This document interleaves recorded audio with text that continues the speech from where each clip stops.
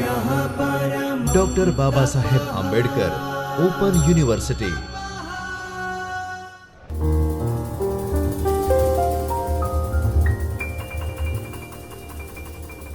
नमस्कार विद्यार्थी मित्रों, डॉक्टर बाबा साहब आंबेडकर ओपन यूनिवर्सिटी के चैतन स्टूडियो से मैं Shyam Murali Manohar Pandey, assistant professor political science, आप सभी का हार्दिक स्वागत एवं अभिनंदन करता हूं। विद्यार्थी मित्रों, आज हम चर्चा करेंगे पेपर 9 दक्षिण एशियाમાં सरकार અને राजनीति, ब्लॉग 3 यूनिट 7। ब्लॉग 3 में जब हम पाकिस्तान की प्रोफाइलिंग करते हैं या पढ़ते हैं तो आज का टॉपिक होगा कि पाकिस्तान की उत्पत्ति और उसका बंधारणीय विकास कैसे हुआ। तो पार्ट 1 के साथ आज हम इस अध्याय को शुरू करेंगे। सबसे पहले हम देखेंगे पाकिस्तान का ऐतिहासिक परिप्रेक्ष्य। तो हम देखते हैं कि अगस्त 1947 में पाकिस्तान एक स्वतंत्र मुल्क के रूप में पूरे विश्व के सामने आता है, जब भारत और पाकिस्तान ब्रिटिश के चंगुल से मुक्त होते हैं और एक स्वतंत्र राष्ट्र के रूप में भारत और पाकिस्तान दोनों दक्षिण एशिया के क्षेत्र में सामने आते हैं। तो 1947 में ही भारत भी आज़ाद होता है, 1947 में ही पाकिस्तान भी आज़ाद होता है। तो पाकिस्तान का जो ऐतिहासिक परिप्रेक्ष्य अगर हम देखें तो वो हमेशा से संघर्षमय रहा है और उसमें एक संवैधानिक सहमति जो थी वो आज तक नहीं बन पाई है। हम देखते हैं कि किस तरह से पाकिस्तान जो खुद एक 2 नेशन थियरी के बाद से सामने आता है, उसके बाद 1971 में भाषाई विवाद को लेकर एक और राज्य उससे अलग होता है, बांग्लादेश के रूप में एक नया राष्ट्र सामने आता है।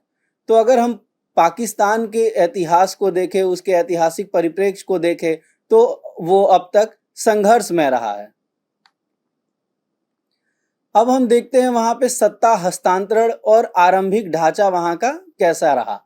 1947 का जो भारत का स्वतंत्र अधिनियम था, इसके तहत भारत और पाकिस्तान 2 स्वतंत्र सार्वभौम राज्य स्थापित हुए और 1935 का जो भारत सरकार अधिनियम था उसको 1947 के पाकिस्तान के अंतरिम संविधान के रूप में एक आदेश के रूप में अपनाया गया, क्योंकि पाकिस्तान का जो संविधान सभा था वह अभी संविधान बनाने की प्रक्रिया में लगा हुआ था, उसका अपना कोई संविधान नहीं था। तो ऐसे में 1935 का जो भारत सरकार का अधिनियम था उसको एक अंतरिम संविधान आदेश के रूप में लागू किया गया और यह तब तक लागू रहता जब तक एक पाकिस्तान का स्वनिर्मित एक उनके द्वारा बनाया गया जो संविधान है उसको नहीं अपनाया जाता। और इससे क्या होता है कि जो ब्रिटिश नियंत्रण की धाराएं थी उसमें कुछ संशोधन किए गए, उनको हटाया गया। जो गवर्नर जनरल की जो विस्तृत विवेकाधीन शक्तियां थी उसको सीमित किया गया, उसको कर्टेल किया गया। इसी तरह उसमें कुछ नए प्रावधानों को जोड़ा गया और 1947 के जो अंतरिम संविधान आदेश का जो संशोधित ढांचा था उसको तैयार किया गया। तो पाकिस्तान आज़ादी के तुरंत बाद उसके पास अपना संविधान न होने की वजह से 1935 के जो भारतीय अधिनियम रहता है उसको कुछ संशोधनों के साथ, जैसे कि गवर्नर जनरल के जो कुछ विवेकाधीन उनके जो शक्तियां होती है उसको सीमित करने के साथ अपनाता है। संविधान सभा की अगर हम भूमिका के बारे में देखें तो संविधान सभा की दोहरी भूमिका थी उस वक्त।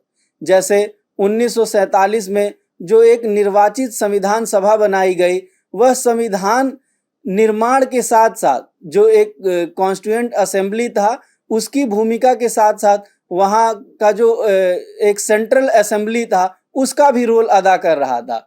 और 1954 में हम देखते हैं कि गवर्नर जनरल के द्वारा इस संविधान सभा को भी भंग कर दिया जाता है। तो जो संविधान सभा था वो एक साथ मतलब दोहरी भूमिका में था। एक तरफ जहां वो पाकिस्तान के लिए कानून बना रहा था, संविधान बना रहा था, दूसरी तरफ सेंट्रल असेंबली का भी रोल प्ले कर रहा था। नई संविधान सभा जो है वो 1955-56 का संविधान सभा रहता है।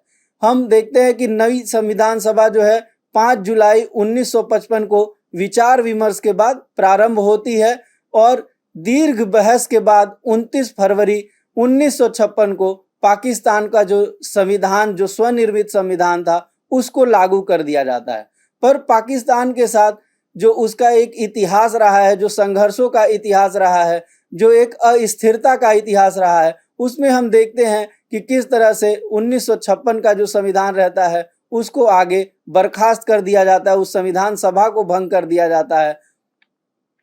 1956 का जो संविधान था उसमें क्या जो एक फोकल पॉइंट थे, हम उस पर चर्चा करेंगे। पहला, इस्लामिक गणराज्य। पाकिस्तान को आधिकारिक रूप से एक इस्लामिक राज्य घोषित किया गया, इस्लामिक रिपब्लिक ऑफ पाकिस्तान के रूप में सामने आया। इस तरह जो संघीय ढांचा था वह कार्यपालिका और विधायी शक्तियां केंद्र के पास और प्रांतों में विभाजित की गई। केवल 2 प्रांत, पूर्व और पश्चिम पाकिस्तान, इस तरह से इसका विभाजन था। संसदीय प्रणाली, परोक्ष रूप से उसमें निर्वाचित राष्ट्रपति होते थे और प्रधानमंत्री के नेतृत्व में कैबिनेट शासन की व्यवस्था थी। इसी प्रकार एक और जो फोकल पॉइंट था उस संविधान का, मूल अधिकार। मूल अधिकारों की जो सूची थी और राजनीति निर्देशक सिद्धांत, इनको शामिल किया गया 1956 के संविधान में। अब 1956 का जो संविधान था वह अल्पकालीन रहा। जो पाकिस्तान के अगर पूरे इतिहास को देखा जाए तो जो राजनीतिक अस्थिरता वहां रही है, इस वजह से जो पहला संविधान सभा बना, जो पहला संविधान बना, उसको अक्टूबर 1958 में रद्द कर दिया जाता है। अब इसके बाद अयूब खान का सैन्य शासन पाकिस्तान में स्थापित हुआ।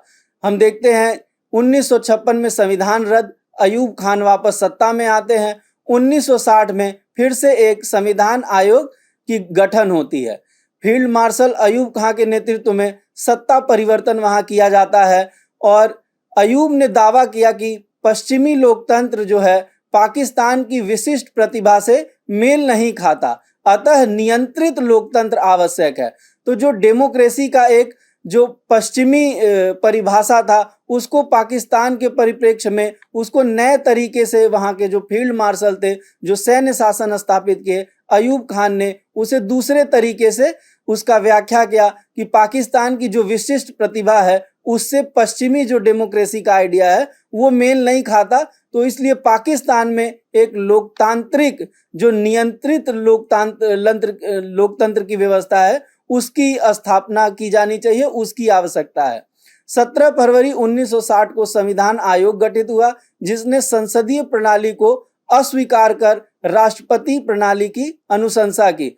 तो जो नया एक 1960 में संविधान आयोग बना वो प्रधानमंत्री जो संसदीय प्रणाली थी, जो पार्लियामेंट्री सिस्टम था, उसको खत्म करके प्रेसिडेंशियल फॉर्म ऑफ गवर्नमेंट की अनुशंसा करती है और 1962 में नया संविधान लागू कर दिया जाता है। अब 1962 का जो नया संविधान था उस पे हम चर्चा करें तो वो एक तरह से एक व्यक्ति की रचना थी।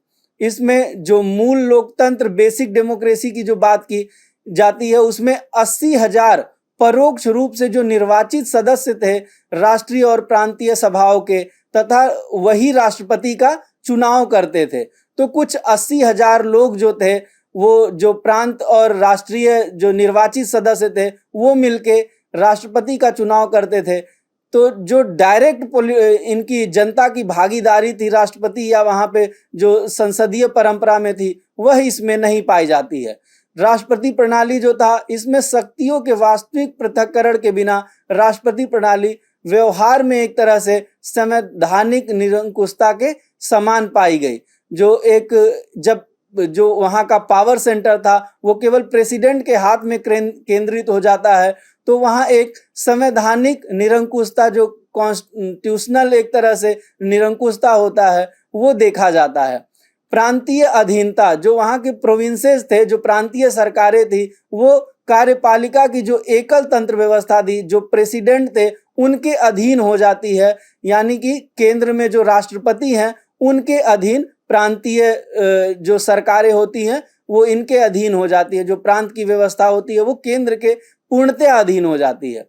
तो जो 1962 का संविधान है वो एक व्यक्ति द्वारा एक व्यक्ति के लिए और शायद एक व्यक्ति के बारे में घोषित संविधान था, जो वो उस वक्त की समकालीन आलोचना के रूप में इसको देखा जा सकता है कि यह केवल एक व्यक्ति के लिए एक व्यक्ति द्वारा बनाया गया एक तरह से संविधान था। अब हम देखते हैं कि अयूब का पतन होता है और फिर याह्या खान का उदय, उनका शासनकाल।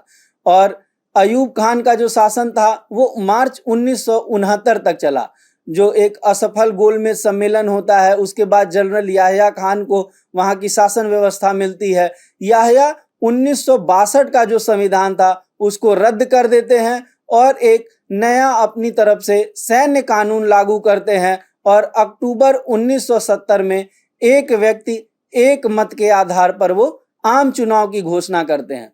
याह्या खान का जो प्रमुख वादा था वो जो संघीय संसदीय प्रणाली थी उसकी पुनर्स्थापना हो, उसको वापस लाया जाए। जो पार्लियामेंट्री डेमोक्रेसी थी उसको वापस लाया जाए। प्रांतों को अधिकतम स्वायत्तता मिले। एक इकाई का जो विघट था प्रेसिडेंट के रूप में, जो एक इकाई में सारा शक्ति केंद्रित था, उसका विघटन हो। केंद्र की जो शक्ति थी उसको लेकिन बनाए रखना था। अब हम चर्चा करेंगे 1970 के आम चुनाव और उसके बाद जो संकट वहां उत्पन्न हुए उस पर। पूर्वी पाकिस्तान में अगर हम देखें तो शेख मुजीबुर रहमान के नेतृत्व में जो अवामी लीग पार्टी थी वह 6 सूत्रीय कार्यक्रम के आधार पर प्रचार प्रसार करती है और पूर्वी पाकिस्तान में 162 में से 160 सीटें जीतती है। वहीं पश्चिमी पाकिस्तान का हम देखें तो वहां पीपीपी जो पार्टी है, जुल्फिकार अली भुट्टो के नेतृत्व में पाकिस्तान पीपुल्स पार्टी, उसको 131 में से 81 सीटें मिलती हैं। पाकिस्तान जो पूर्वी पाकिस्तान जो आज का बांग्लादेश है, वहां से जो उत्पन्न हुआ 6 सूत्रीय कार्यक्रम, वह अपने उस कार्यक्रम पर अडिग था, लेकिन पश्चिमी नेतृत्व जो था, जो अब तक वहां पे पूर्वी पाकिस्तान और पश्चिमी पाकिस्तान मिला के जो संयुक्त रूप से पाकिस्तान था, उसमें जो शासन का डोमिनेंस था वो पश्चिमी पाकिस्तान का था। तो उनको पूर्वी पाकिस्तान द्वारा दिया गया जो 6 सूत्रीय कार्यक्रम था वह मंजूर नहीं था। और ऐसे स्थिति में हम देखते हैं कि उस वक्त का जो पूर्वी पाकिस्तान था, जो आज का बांग्लादेश है, वहां पर जनता जो है वो सड़कों पर आ जाती है, क्योंकि शेख मुजीबुर रहमान विजयी होने के बाद भी उनको शासन सत्ता नहीं सौंपी जाती है। 1971 में हम देखते हैं कि पूर्वी पाकिस्तान में सैन्य कार्रवाई और गृह युद्ध का जो परिणाम होता है, दिसंबर 1971 में एक स्वतंत्र बांग्लादेश का उदय होता है, जन्म होता है। हम देखें कि 1947 में अगर इसको हम सब समराइज करें तो पाकिस्तान का जन्म होता है और अंतरिम संविधान लागू किया जाता है। 1956 में प्रथम संविधान बना, इस्लामिक गणराज्य की स्थापना हुई। 1958 में एक सैन्य तख्ता पलट होता है, अयूब खान वहां पर सत्ता में आते हैं। 1962 में द्वितीय संविधान आता है और फिर से प्रेसिडेंशियल सिस्टम आ जाता है, राष्ट्रपतीय प्रणाली आ जाती है। 1971 में बांग्लादेश एक स्वतंत्र मुल्क के रूप में सामने आता है और पाकिस्तान 2 हिस्सों में बंट जाता है। तो ये जो पूरा इतिहास है यह स्पष्ट करता है कि यदि संवैधानिक सहमति न हो, संवैधानिक सहमति का अभाव में राष्ट्र निर्माण की जो प्रक्रिया है वह जटिल और त्रासदीपूर्ण हो सकती है। विद्यार्थी मित्रों, आज के इस लेक्चर में इतना ही। हम फिर मिलेंगे किसी अन्य विषय के साथ। तब तक के लिए नमस्कार, धन्यवाद। स्वाध्यायः